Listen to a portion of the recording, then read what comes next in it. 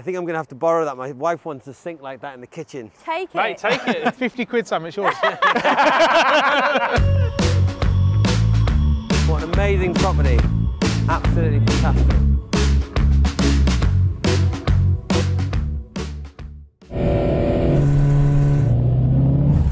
Let's do this. So here we are today with Harry and Seneca from Identity Places. And we're here to have a look at one of their HMO conversions that we at Merry Oaks have helped fund as well. How long have you been on this project? Since January. End of January. End of January is when we sealed the deal, started works in March, should be completed by the end of June. Happy days. And this is going to be one to hold, refinance, keep for the long term? Yeah, definitely. It's going to be a 5-bed, 5 ensuite HMO. Grand. Should we take a look inside? Yeah, let's go. Let's do it.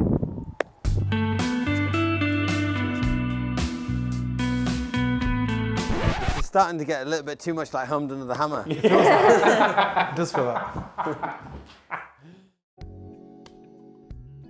So where was the old ensuite? Yeah. So it was like This a way. corner. And then there was a chimney breast here, and then there was a bed here. So then that's come out, so we've got more space here. The ensuite's gone that way. The room's actually got bigger. It was actually quite a small room, wasn't it? It wasn't very big at all. Yeah, it's just but the at least way now it we was. can get a nice double bed in. You've got your dressing table and wardrobe, and it'll be quite a nice room when it's finished. Where's your radiator going to go? That. This, Oh, it's going to... yeah, tall Yeah, one. yeah. Originally it was, where was it? It was on this wall, wasn't it? Yeah. But then, Originally it was on that wall, yeah. I think it's something to do with plumbing. but yeah, Yeah. so we had to change it. But little things like that have happened as we've gone along. They're like, on the architectural plans it made sense, but then when they've looked at where the feeds are, it's like, actually, how are we going to get that pipe work there? We can't. That's it, the pipe work's there. So how is he going to get the pipe work from there to there when, it was a lot. It was just to do with like drainage and all sorts. And Yeah. Architects are good at drawing the stuff. Yeah. But builders are the ones that are going to Yeah, exactly. They end up doing And that's it. when you have like the grey areas as well, don't you? Because obviously you've got designers that come up and the designers don't really understand the builders and the builders don't understand. They understand what the designer's trying to achieve, but they're like, it's physically impossible. Yeah. It's going to cost you a lot. It's going to cost you a lot more money. Yeah. He's not going there. Yeah, but we don't spend money. Kitchen? Yeah. Yeah. So here is the communal living area and kitchen. There was actually a wall here. Nice space. Yeah, there's a wall here. We knocked it through just to give that more open plan communal living. And then the kitchen's all the way through. I think they're going to level the floor. Because it's such a big space, On we Monday. decided to do like some slats here, just halfway, so that it breaks up the room a little bit, but still But gives you you can light. still see through. exactly. Then you've got your Plus nice the light corner part, suite, which you can extend out, and then we'll have a media wall on that wall. Living space, dining space, kitchen. Yeah. A nice big open living space Lovely with space. lots of Yeah. light shedding through. Yeah. Yeah. Should we go upstairs? Yep. This is the This biggest is our room. favourite room. So nice. I came in and I was like, the light, the windows, the view. You pay premium for this, wouldn't you? Brilliant. This is what it is, like people coming out of university, or Yeah. people in university, they need somewhere to live, they need somewhere flexible, they want it all bills inclusive. One fee, one cost. They know where they stand with their money at the end of the month. Yeah. They Yeah. want a little bit of kind of private space with the hygiene and stuff, so they got their own ensuite facility. Yeah. It's just brilliant. It's just, it's the future.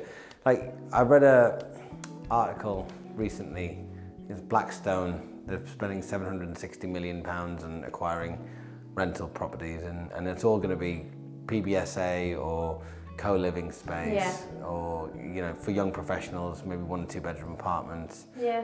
It's just like, I think that's generation rent it's the future, I think the next 10, 20 Especially years. with the housing crisis, they haven't got enough houses, but this houses 4 different people, 5 different people, right? Exactly. So you've taken 4 houses off the street for other people then, haven't you? Yeah, because otherwise the alternative is for less well-off economies is everybody that stays at home with their family for longer. Yeah. And this gives you actually a stepping stone to move out and onto your next one once you're kind of setting up family and everything. So it's good, it's great. We need more of this stuff. So this wasn't one room before, this was like 2 separate a dodgy rooms. partition with a dodgy little shower. Right, It was really bad. Right. So you've just kind of jigged it around a little bit. Yeah. So this was just a completely separate room to this. Oh, I see. We had to chip in a little bit into into the chimney. I think it was about 4 centimetres to make it big enough to get that size shower in. Otherwise, we couldn't get a big enough shower in, but we managed to fit it in. I mean, I've had my HMO officer already come out. At the beginning of the project, he walked round, had a look.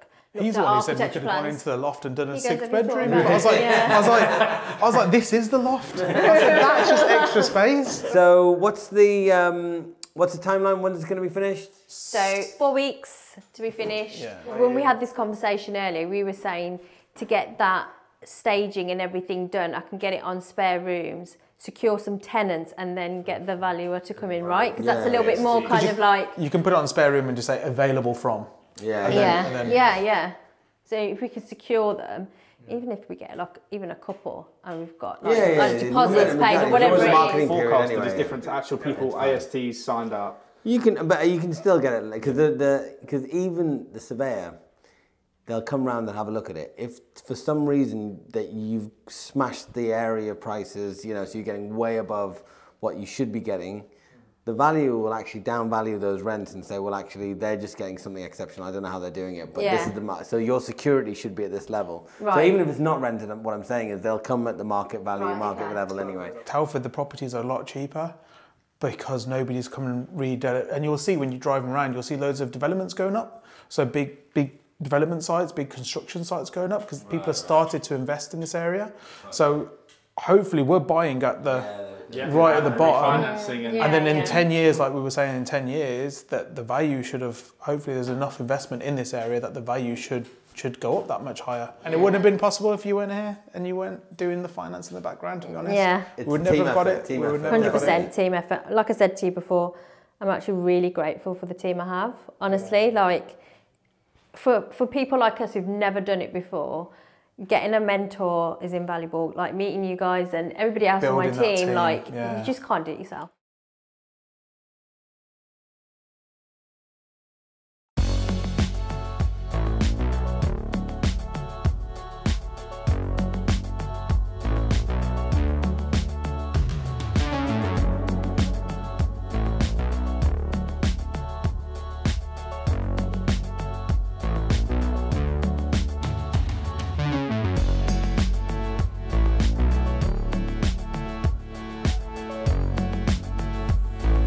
Husband and wife duo. Yeah. Power team. How did that work? We were actually discussing this in the car. Great difficulty. I think you know what, the beginning was tough, wasn't it? Yeah. It was like we were trying to get all in each other's face and we were arguing about loads, but once we set some ground rules and this is your role, this is my role, and we just stuck to it, and now it's worked. We don't kind of like work together. We try not to get each other's on a day-to-day basis. It's more kind of like we have a catch-up, maybe like the end of the week. Nice. Kind of go over things, but generally, we had a domestic in the car, didn't we? In front of George. Nice one. That's good. I was in the front as well. So this is awkward. I just said, George, just don't ever do this with your wife. That's the advice. Yeah, exactly. The argument wasn't even about property; it was about reversing out the drive. Power couple stuff, it takes time to kind of develop the skill set to be able to communicate with each other. And you mentioned the budget and stuff. What are the debates over? So going back to design. So like there was a moment kind of like through the development where I was getting really overwhelmed with design. Like I just couldn't make decisions. So I was like, my friend Shireen, you need to help me. Obviously she gave me a great discount, but it was still kind of, can we afford it? Can we afford it? And that's where we were just like, Harry, this is between my sanity and like getting this right. But I understand the numbers. And then I was like, we can't go over budget. So we're already over, so we can't go any more over. I was like, if you can save on something else, that will pay for her. Right. And that's what we did. She had to find a saving. A saving, and then we found a saving, and then the money went to her. But then obviously, it's been a good expense as well because what she designed in the end was really good. So hopefully that will give it more of an uplift anyway. The return on investment. It makes life harder initially because if you're trying to put everything together and you want to get it done and you're like, well, I can just buy this now and move on to the next thing, but then you're saying, well, actually, you've got to work a little bit harder to get that because you've got to find the saving. But it's actually the way that property development works. As you start to scale up, it becomes more and more important because all of these little costs, it might be an extra 50 quid here or 500 or 200 here, but when you add that across 10, 20 items, then suddenly you're in thousands, yeah. You know, this is our first one. We've learnt so much, Absolutely. honestly. We were just speaking about experience. Once we kind of, yeah, exactly. And I think once we kind of document everything, and that's what I've been doing. Like I've been using, like, you know, Asana and things like that, and my documents, just recording decisions, paint colours, whatever it is. And being able to save time on the next project. Should we go and have a look? Yeah, let's go. Let's do it. Let's go. The plot of land for this, like I said, it starts from that brickwork to, do you see where the bins are there? Where the bins are. are. Oh my God, that's the whole Because again, like, you know, I told you about her doing the research. This didn't even have a for sale sign outside of it. She just drove past it. That looks a bit of a shithole. Let me see if I can buy it. Then you went online to find it and you found out it was for sale. Yeah. And then you were like, oh my God, it's for sale. Then the sale had fallen through. And then we went in with it. It was like it was meant to be for you guys. Yeah, I know. Wow, what a story. You literally drove past it, went and looked for it online, it was actually for sale. That was it's ever happened in the history of anything, wow. And we walked in and was like, oh, can we speak to the owner? And he was like, oh, why, what about? Just want to talk about the building in general. It was like, we'll talk about the heritage, grade 2 listed. And we said to him, look, we've seen 2 years ago this is up for sale. It never went for sale. Would you be willing to sell it? And he looked at me and goes, for the right price, maybe. And we said, well, we'll give you what it was up for sale for. And he goes, go on then. That's the right price. Yeah, and that was it. Asking we price. bought the building. Wow. So this is it, yeah. 4 bed, 6 bed, yeah? But we haven't gone into, Emma hasn't gone into the loft yet, so she potentially can get more up there. Absolutely. And this is all permitted development if we just stick to this, right? Yeah. And what's in here? Is that garage space? Like... So this is all this is a workshop shell inside. Oh, right. It's like all open, so there's no floors in it. There's one little dodgy floor on that side, wasn't there? The rest of it's all open. What a project. Your hay fever's going to go nuts, mate. Yeah, no. Oh, this is the worst place for you, so. Smash it. Try walking around with shorts on. Oh, my God, I told you not to wear your shorts. I think I'm going to have to borrow that. My wife wants a sink like that in the kitchen. Take it. Mate, take it. Take it. Clean it up. You want to do a thing? 50 quid, Sam, it's yours. Because remember, this property wasn't registered, was it? We land registry, and we had to put the solicitor. She's great, by the way. And that was another reason why the property kept falling through, because there was no title on the title. There was of course, and no one else was willing to push it. Yeah. So we paid to do it. They were like, well, we're not doing it. The owner's like, well, forget it, we'll find someone else. We're like, no, we'll pay to do it. All right, if you're going to pay to do it, we'll carry on then. Secure the asset. It's like 500 quid to secure it, and I was like, well, let's do it. It's a risk you take, right? Yeah. Calculated risk. Yeah. Currently, we were just doing permitted development, so what we already have here, but then now Jade's gone, right, now you've got time, let's just do whatever you can do. Yeah. Maximise it. Maximise the value. Whatever happens, it's going to be split HMOs anyway, just as a management thing. Yes, you could potentially extend out to here and then move that wall back to there, and that could be obviously what you can do, and I don't think anyone's going to object to you doing that. But then it's the cost of the construction versus the end value in the local area, and is it worth doing it now?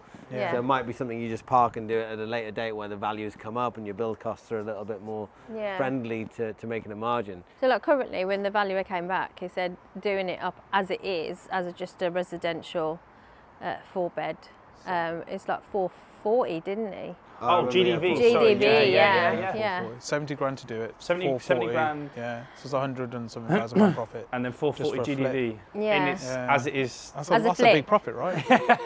Absolutely brilliant. That's why we love property. My old man always said, never sell unless you find something better to invest the cash in. Yeah. So unless you've got something that's going to yield you even better, it's going to give you more growth, more income, then fair play. But otherwise, it's your pension fund. Yeah. Yeah. It's going to be income producing long after you retire. Yep.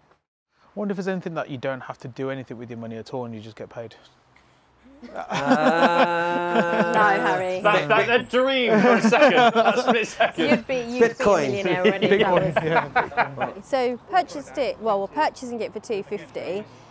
Rough numbers that we looked at between like 280 and 300 on the refurb. Oh God, it depends obviously, like if it's going to be a commercial valuation now or I don't know, but like if we looked, I mean, we looked at eight something, didn't we, the other day? Potentially more, so it just we depends do on that the stress village. testing because we're looking at best case, worst case scenario, depending if you go sui generis, depending on whether you go the C4, depending on a whole bunch of stuff, depending on whether you extend out or not. Yeah, so it just depends on the end product really, doesn't it, in terms of what that's going to give us. But it's going to be a good, return, right? It's going to be and a nice cash flow. So it's going to be a great project.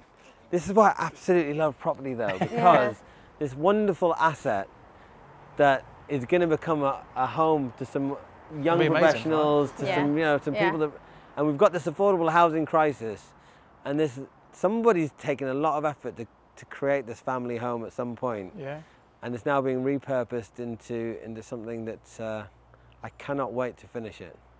Yeah. Can't wait for you to finish it anyway. Yeah. I thought you had dreaming, Sam. Can't wait to finish it. Oh, it's not my project.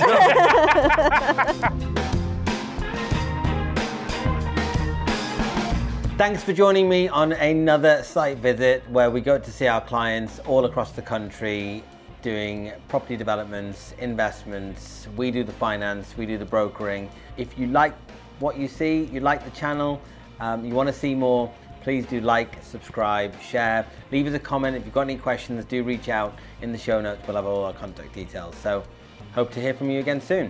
See you next time.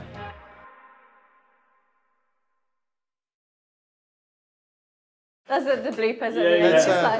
Let's turn the camera off now. Yeah.